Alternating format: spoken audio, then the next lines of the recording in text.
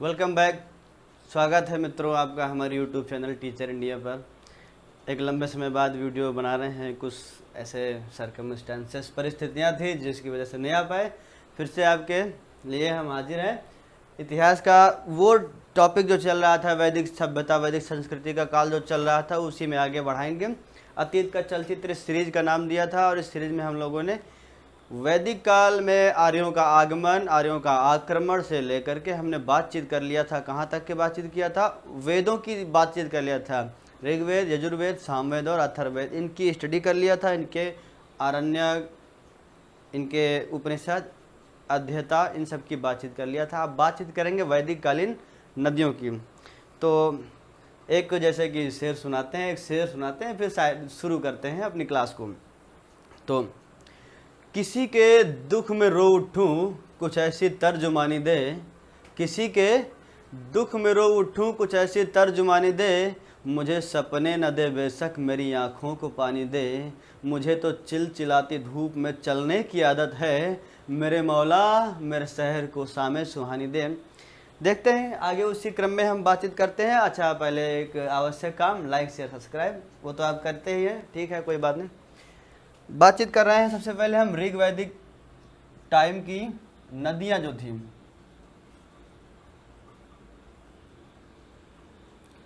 उस समय किन नामों से जाना जाता था और इस समय उनको किन नामों से जाना जाता है।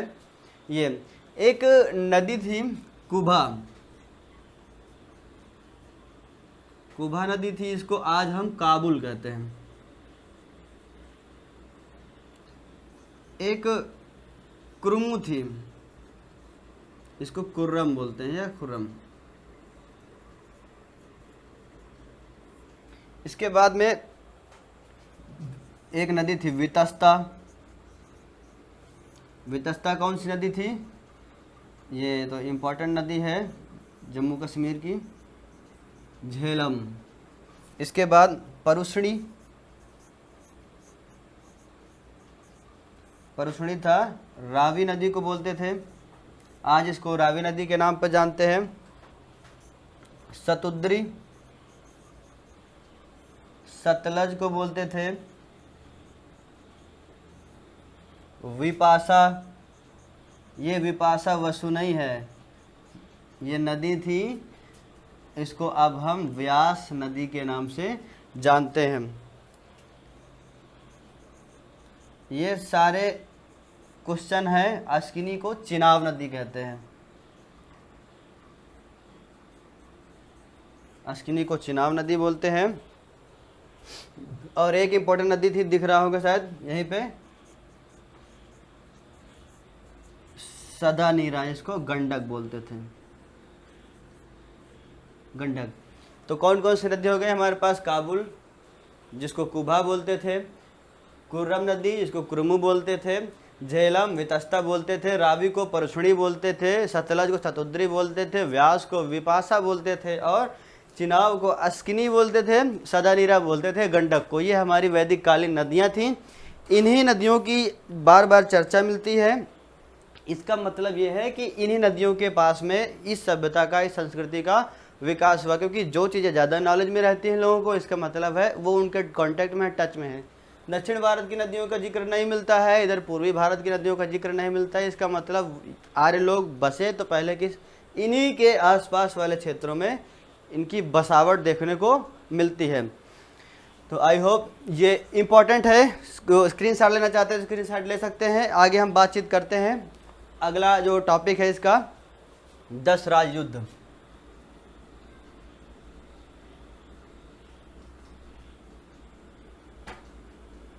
दशराज युद्ध, इसी को 10 राग युद्ध बोल देते हैं।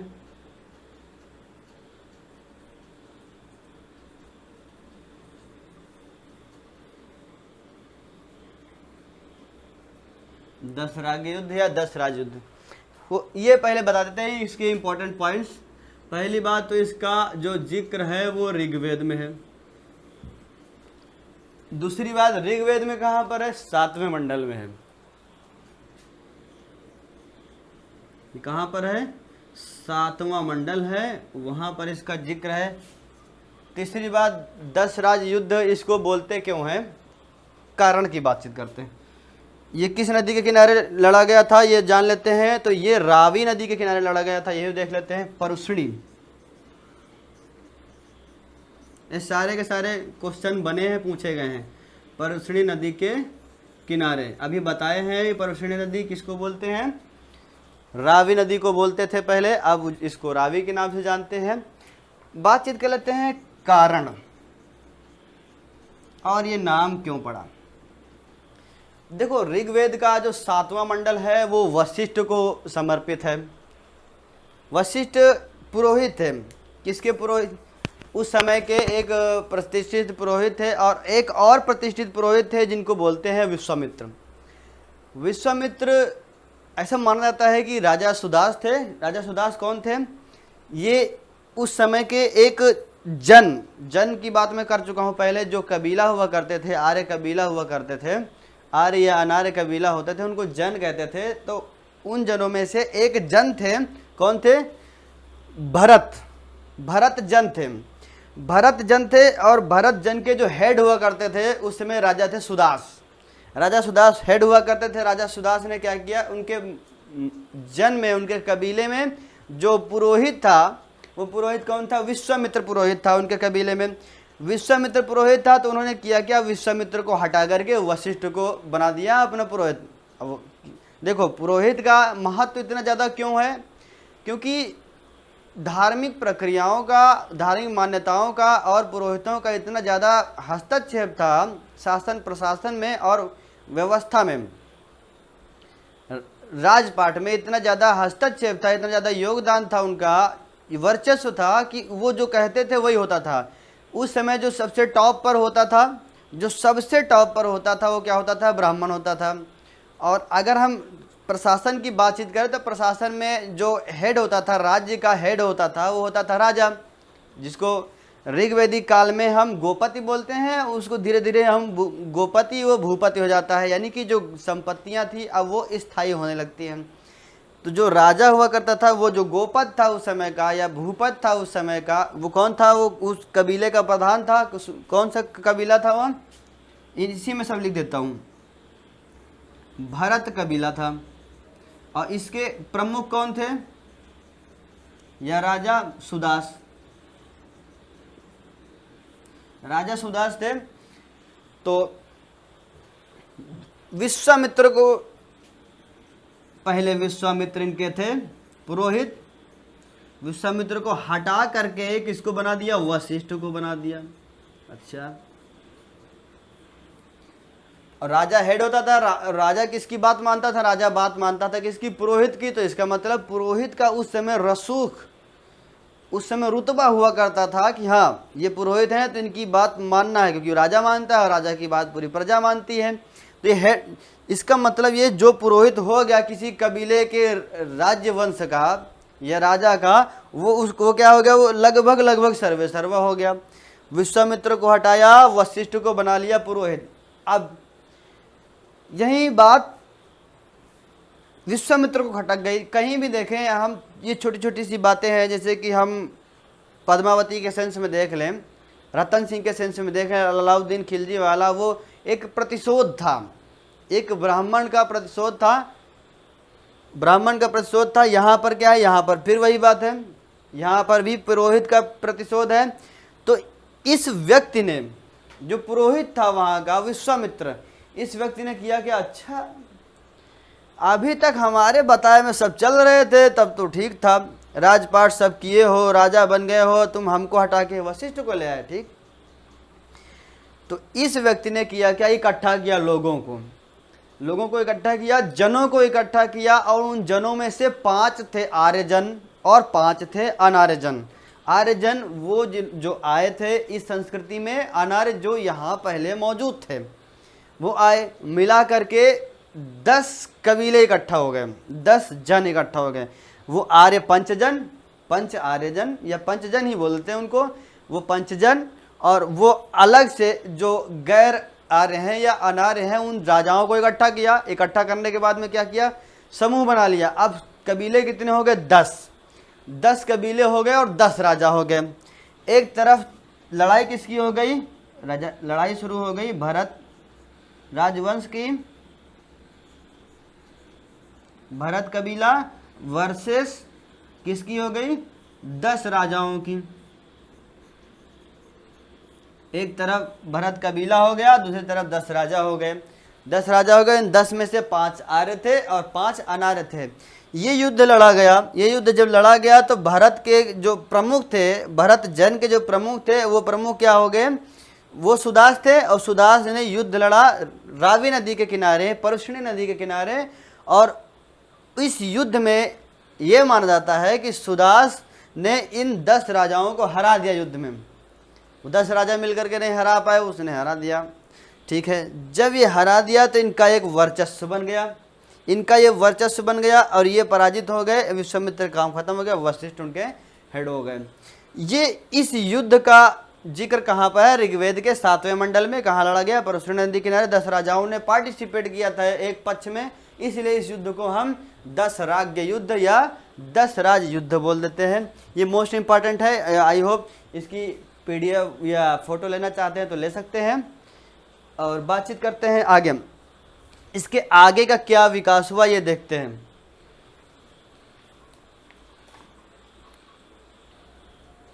ओके, बातचीत करते हैं आगे। अच्छा, वो जो आया था भरत जीत गए, सुदास जीता। कौन? 10 राज युद्ध में भरत जीत गए। भरत जीत गए तो भरत का वर्चस्व हो गया और इन्होंने क्या किया? शासन किया बाद में। तो इन्हीं के कबीले के नाम पर हमारे देश का नाम भारत पड़ा। ये क्वेश्चन पूछा जा सकता है। भारत इसी की वजह से नाम पड़ा है, देश का नाम, अपने देश का नाम भारत पड़ा है।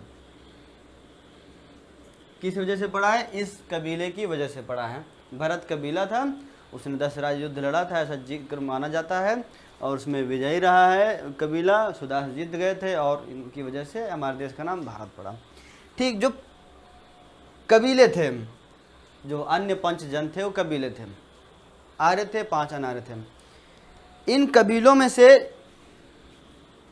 हम बातचीत करते, भरत तो ये तो थे ही, भरत और पुरु। भरत और पुरु ने क्या किया? संधि कर लिया। भरत और पुरु ने क्या कर लिया? संधि कर लिया। कहा ठीक है, हम लोग मिल के शासन करेंगे, मिल के शासन करें। ये जन थे, ये जन थे, जन और जन मिल गए, एक बड़ा जन बना लिए, बड़ा समुदाय बना लिए। अब ये शासन करेंगे, अब ये शासन करेंगे। जन जन मिल करके जनपद हुए और वही महाजनपद क्या हुआ? नगरीकरण जब हुआ तो उन्हीं, वो जो जनपद थे उन्हीं को महाजनपद कह दिया गया। इन्होंने, भरत ने और पुरु ने मिल करके एक नया साम्राज्य स्थापित किया, नाम रखा उसका कुरु। क्या नाम रखा? कुरु। और इन्हीं कुरु के जो वंशज थे वो कहलाए कौरव। नाम तो सब जाना पहचाना लग रहा होगा, इन्हीं के वंशज आगे भरत और पुरु ने बना दिया क्या? कुरु बनाया। और इन्हीं कुरु का आगे एक वंशज आया, इन्हीं के नाम पर जो जिसका विकास हुआ कौरव बना है। और इन्हीं के नाम पर एक मैदान का नाम रखा गया है, उसका नाम क्या है? सबको पता है, क्या नाम है? कुरुक्षेत्र। इसी कुरुक्षेत्र में, इसी मैदान में महाभारत का युद्ध लड़ा गया था। किसके किसके बीच में लड़ा गया था? इन्हीं कौरव के बीच में और पांडवों के बीच में लड़ा गया था। ये एक कहानी हो गई और इसकी चर्चा हम करेंगे कहाँ पर? इस महाजनपद काल में। 16 महाजनपद का काल का उदय हुआ था, इसके जस्ट बाद वो टाइम आता है वैदिक सभ्यता के खत्म होने के बाद। जस्ट इसी को पढ़ाएंगे, फिर इसी पर चर्चा करेंगे। अभी के लिए ये स्टॉप कर देते हैं, नहीं तो कौरव पांडव, उनकी लड़ाई और उनका साम्राज्य, ये सब देखेंगे, थोड़ा लंबी कहानी बनेगी। दूसरा एक बात की कर लेते हैं। एक कबीला था कृवि और एक कबीला था तुर्वस। ये कृवि और तुर्वस मिल गए, इन्होंने एक नया साम्राज्य या नया महाजनपद बनाया। उस जनपद का नाम क्या था? पांचाल। ये वही पांचाल है जिसका महाभारत में जिक्र मिलता है। और यहाँ का राजा पांचाल था और यहाँ की जो राजकुमारी थी पांचाली। द्रौपदी, द्रुपद की बात कर रहे हैं, वही साम्राज्य है। तो कुछ ना कुछ फिगर दिमाग में सेट हो रहे होंगे। ये पूछे गए हैं, भरत और पुर मिलकर कुर बनाए, कृवितुर्वस मिलकर पांचाल बना दिया। इनका जिक्र मिलता है महाभारत काल में, मिलता है जिक्र महाजनपद काल में मिलता है। इसको रब कर देते हैं, एक छोटी सी जानकारी थी ये। अब हम इसके बाद की बातचीत करते हैं कि वैदिक काल में, रब कर देते हैं, बातचीत करते हैं। जितना इसमें ऋग्वैदिक टाइम की बातचीत करनी थी, ऋग्वैदिक टाइम की बातचीत कर लिया, वेदों की बातचीत कर लिया। हम बातचीत करेंगे वैदिक साहित्य की, बात हो गई। अब वैदिक साहित्य के बाद में भी कुछ साहित्य लिखा गया, वैदिक साहित्य के बाद में भी साहित्य, वैदिक टाइम के बाद में कुछ लिखा गया। वैदिक साहित्य के बाद वो लिखा गया, वो टाइम जैसे 600 BC, इसका टाइम लिख देता हूं मैं, 1500 BC से लेकर के 1500 BC से लेकर के 600 BC तक का जो टाइम था, ये वैदिक एज था। पहले 1000 तक के हमारा टाइम था ऋग्वैदिक टाइम था, दूसरे 1000 से लेकर के 600 तक के ये उत्तर वैदिक टाइम था, ऋग्वैदिक टाइम के बाद का टाइम था। इसके टाइम में जितना भी साहित्य लिखा गया वो वैदिक साहित्य है, लेकिन इसके बाद में भी 600 BC के बाद में भी लिखे गए साहित्य इसी टाइम के बारे में लिखे गए इसी टाइम के बारे में, लेकिन लिखे गए इस टाइम के बाद। जैसे मैं कोई किताब लिखूं 1857 के बाद, उस टाइम में नहीं है, उस टाइम के बाद लिखा गया है। उसी तरीके से इस टाइम के बाद में इसी टाइम के बारे में, इसी देश काल एवं वातावरण, समाज, राजनीतिक व्यवस्था और आर्थिक व्यवस्था के बारे में लिखा जाए तो उस टाइम उसको क्या नाम दिया गया, क्या नाम दिया गया? वैदिकोत्तर साहित्य। वैदिकोत्तर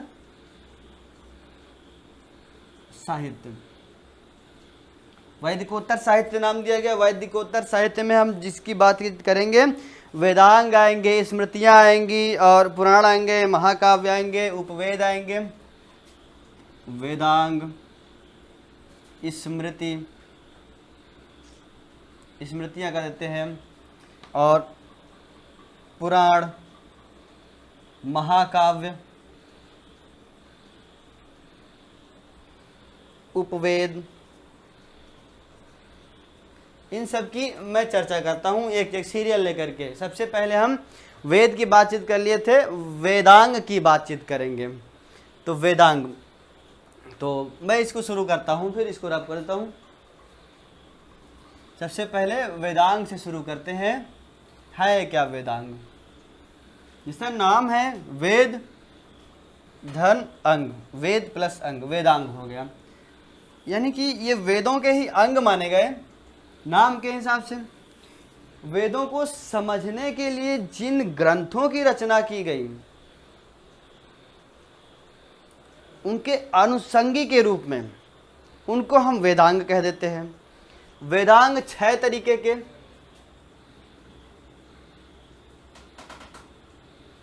वेदांग 6 तरीके के। पहला शिक्षा, मैं लिख देता हूं। दूसरा कल्प, तीसरा निरुक्त, चौथा व्याकरण, अगला 5वां ज्योतिष,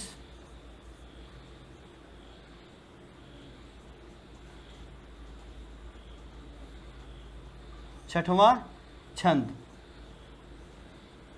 शिक्षा, कल्प, निरुक्त, व्याकरण, ज्योतिष, छंद, ये 6 वेदांग बनाए गए, इनकी रचना की गई। इन 6 वेदांगों के माध्यम से वेदों को समझने का प्रयास किया गया, वेदों को समझने का प्रयास किया गया। इनमें से जो सबसे पहला आता है, शिक्षा के बारे में बातचीत करूं तो शिक्षा में क्या है?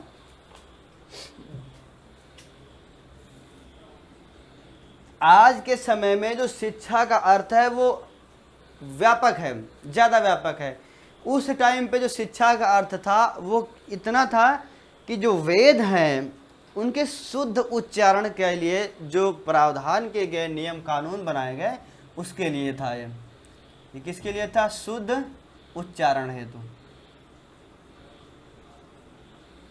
किसके लिए था ये? शुद्ध उच्चारण के लिए था। भाषा का या वेदों का शुद्ध उच्चारण हो सके इसलिए बनाया गया क्या, शिक्षा। ये एक वेदांग है। कल्प की बातचीत कर दें,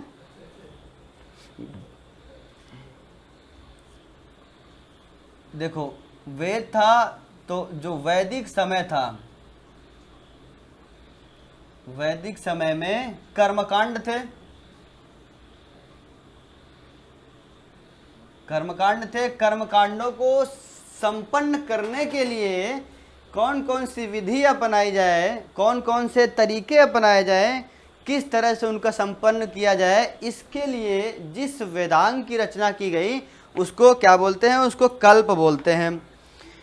ठीक है। अब कल्प के जो पार्ट किए गए हैं, कल्प को 3 पार्टों में बांटा गया।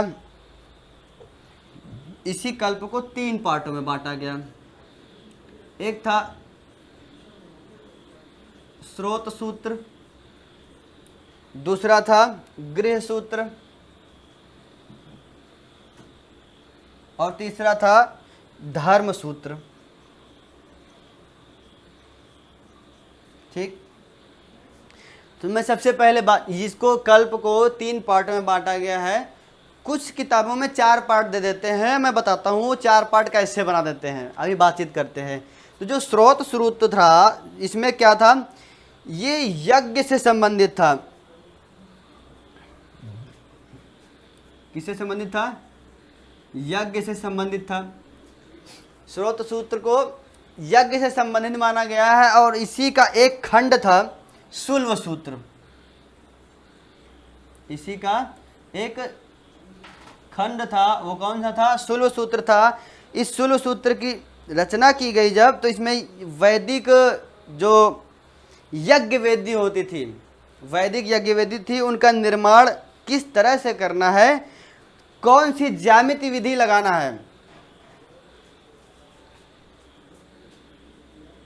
इसमें किसका वर्णन है, यज्ञ वेदी का वर्णन है और उनकी ज्यामिति का वर्णन है। किस तरह से यज्ञ वेदी बनानी है। यज्ञ वेदी जिसमें क्या करते हैं, वो यज्ञ करते समय वो डालते हैं, आज वो जो सामग्री रहती है उनकी, वो यज्ञ वेदी है। यज्ञ वेदी का निर्माण कैसे करना है, ज्यामिति का इस्तेमाल कैसे करना है, ज्यामिति विज्ञान का किस तरह से इस्तेमाल करना है, ये शुल्व सूत्र में बताया गया है। इसी का एक पार्ट है। कुछ लोग इसको और ये 2 और मिला देते हैं, तो इनको मिला के 4 बता देते हैं। है इसी का एक पार्ट है, 3 कह लीजिए, 4 कहना चाहें तो कह लें, लेकिन 3 ही है मेन। अब हम बातचीत करते हैं कि गृह सूत्र क्या है। सबसे इंपॉर्टेंट बातें इसी में जानने को मिलती हैं। गृह सूत्र में सबसे ज़्यादा जानने को मिलती है इंपॉर्टेंट बातें। तो इसमें किस चीज़ की चर्चा की गई है, लौकिक और परलौकिक चीज़ों की बातचीत करी गई है। किसकी, लौकिक और पारलौकिक चीज़ों की बातचीत की गई है। लौकिक और पारलौकिक चीज़ों की बातचीत करी गई है, उनकी परंपराओं की बातचीत करी गई है, समाज में किस तरह का आचरण करना चाहिए, उस लौकिक परलौकिक व्यवस्था के हिसाब से उस चीज़ का जिक्र इसमें किया गया है। किसमें, गृह सूत्र का। इसी में 16 संस्कारों का जिक्र किया गया। सबसे खास बात, 16 संस्कारों की चर्चा की गई है। किसमें चर्चा की गई है, गृह सूत्र में चर्चा की गई है। और हम जान लेते हैं कि धर्म सूत्र में किस बारे में बातचीत की गई है। तो धर्म सूत्र में सामाजिक नियम है। इसमें क्या है, सामाजिक व्यवस्था है या सामाजिक नियम है। और इसमें जो चर्चा की गई है, किसकी चर्चा की गई है, 4 वर्णों की चर्चा की गई है और 4 आश्रमों की चर्चा की गई है। 4 वर्ण की चर्चा की गई है और 4 आश्रम की चर्चा की गई है। वर्णों के बारे में चर्चा कर चुका हूं, फिर से यहाँ पे चर्चा करेंगे। 4 आश्रमों की चर्चा करेंगे। सबसे पहले बातचीत करते हैं 16 संस्कार। यहीं पे जिक्र मिलता है विवाहों का, 8 प्रकार के विवाह जिनको 2 श्रेणियों में रखा गया है, इनकी बातचीत मैं करता हूँ। फिलहाल अभी अगर लेना चाहते हैं इतना तो ले सकते हैं, फ़ोटो इनकी चर्चा कर रहे हैं बाद में। ये बड़ा टॉपिक है अभी 16 संस्कारों की चर्चा करेंगे हम।